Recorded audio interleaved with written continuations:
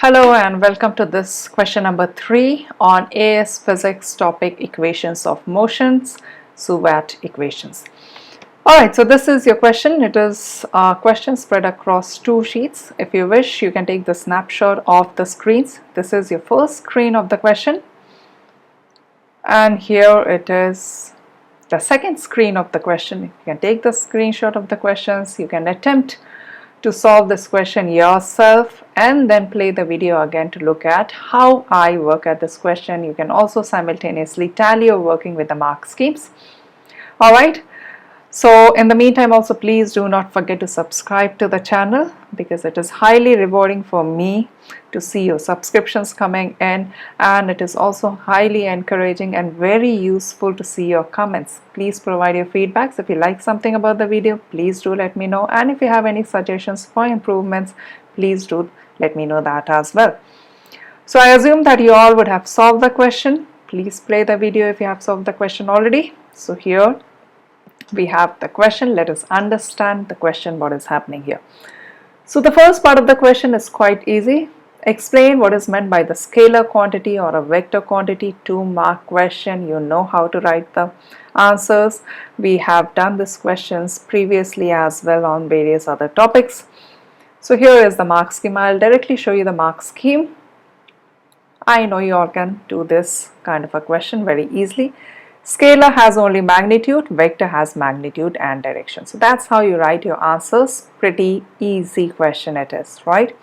Let us move on to the second part, which is more relevant to the equations of motions, SUVAT. Okay, so let us understand what is happening here. A ball leaves the point P on top of the cliff with a horizontal velocity of 15 meters per second, as is shown in this figure.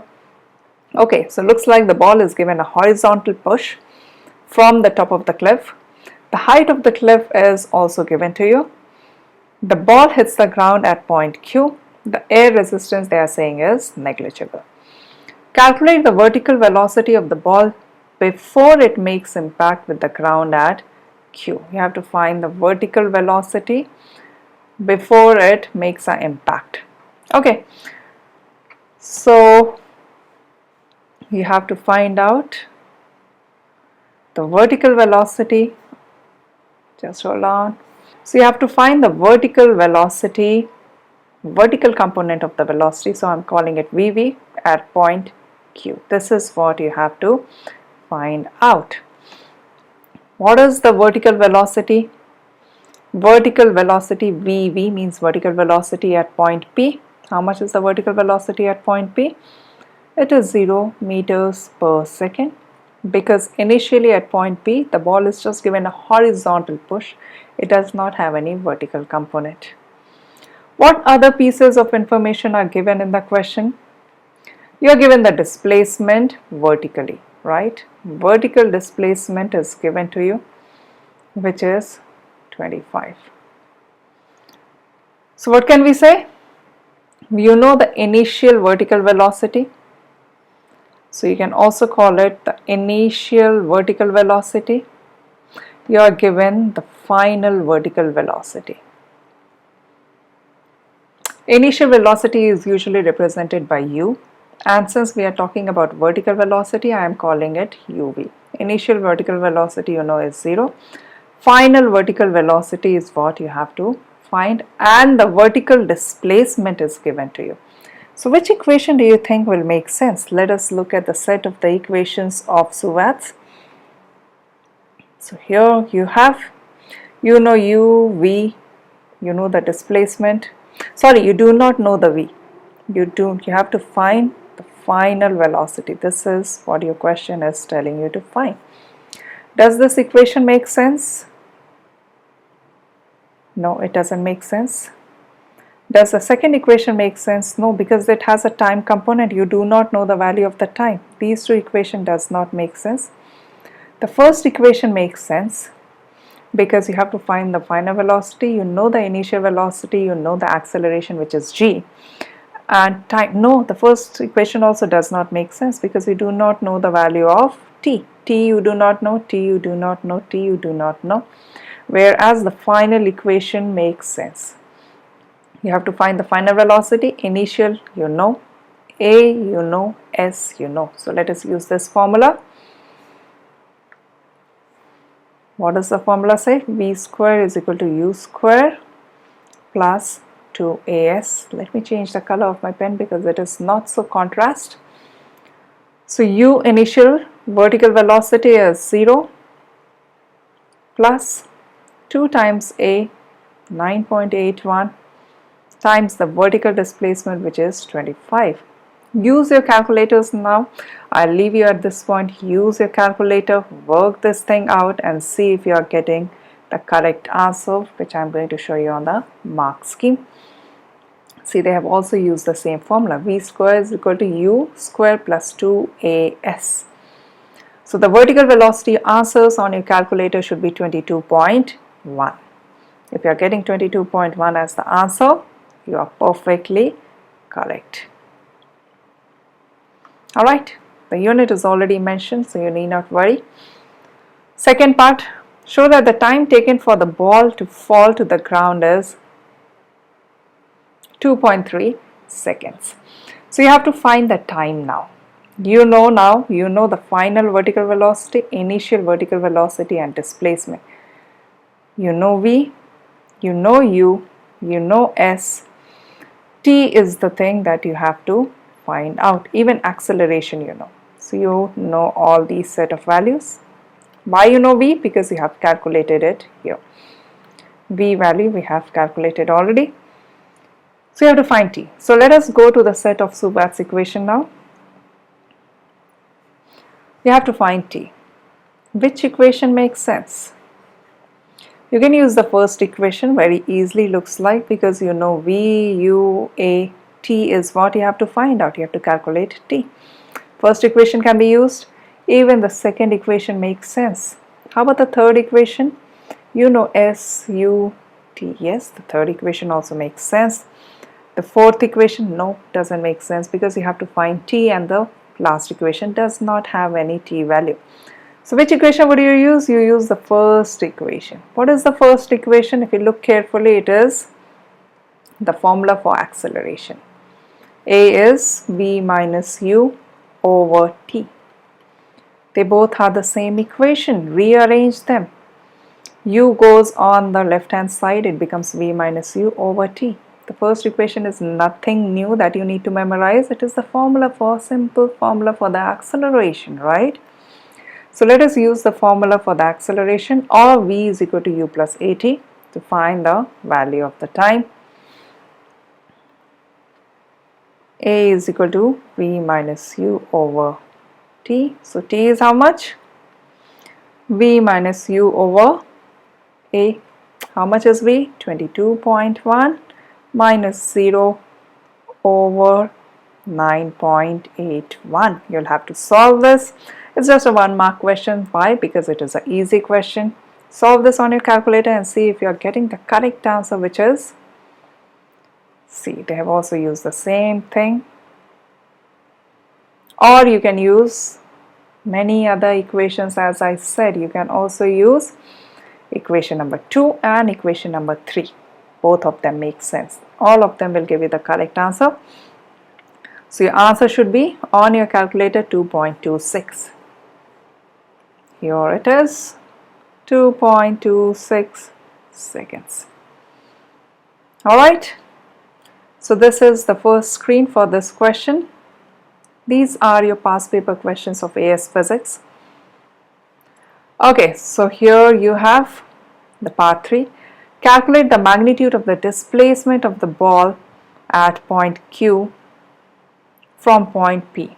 So this displacement, how do you find the displacement first? Let us understand it step by step. They are telling you that to find the displacement at Q from point P. So what is the displacement?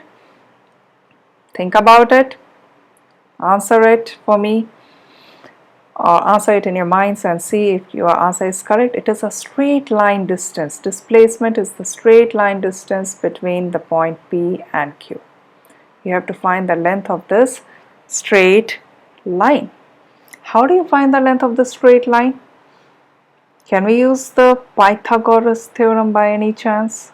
Let us create a triangle here. So we have a right angle triangle, as you see here. One of the sides we know is 25, which is given here. We have to find the length of PQ. PQ is what we have to find out. Can we find the base of this triangle? We know the time for the travel. We know the time for the travel, which was 2.26, and we know the horizontal velocity. It is given in the question. The horizontal velocity is 15. Will the horizontal velocity change? No.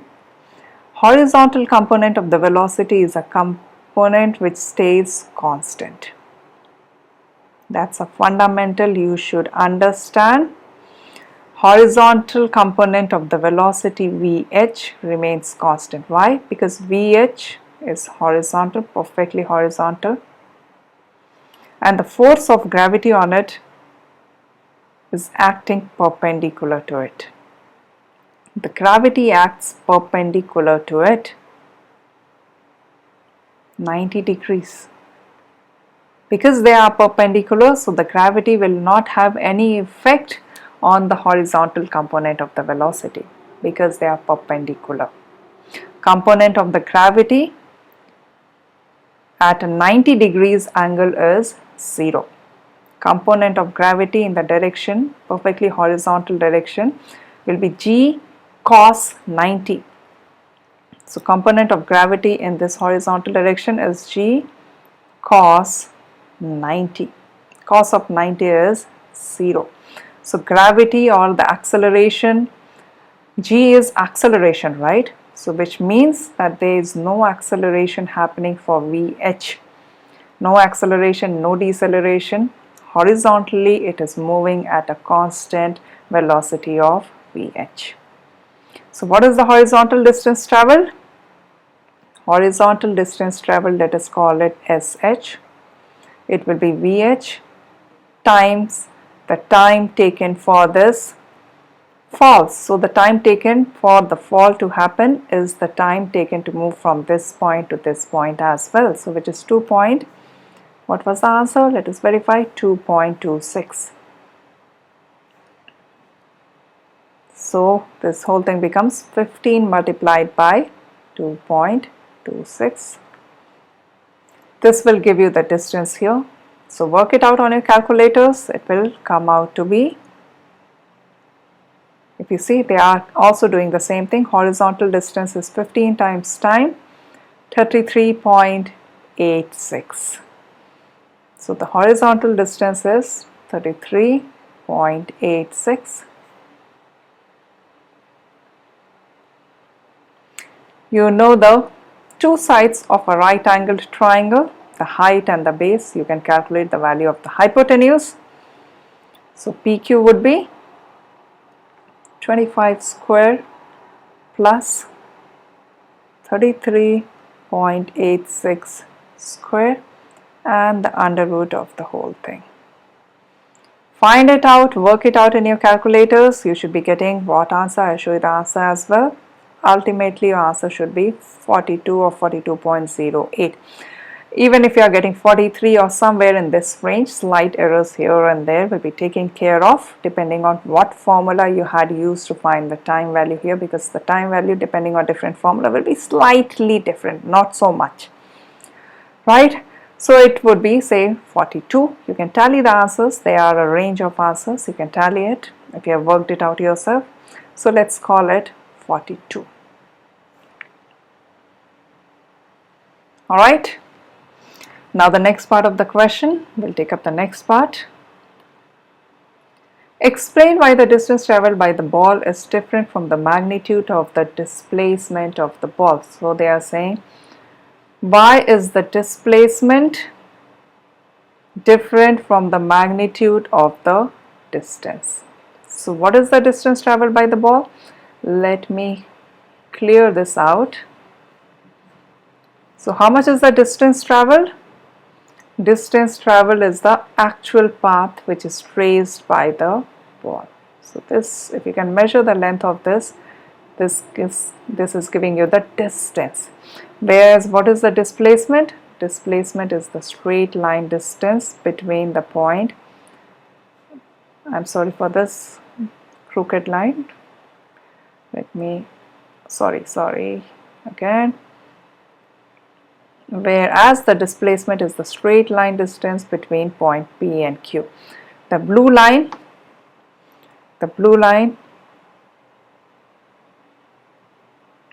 is the displacement,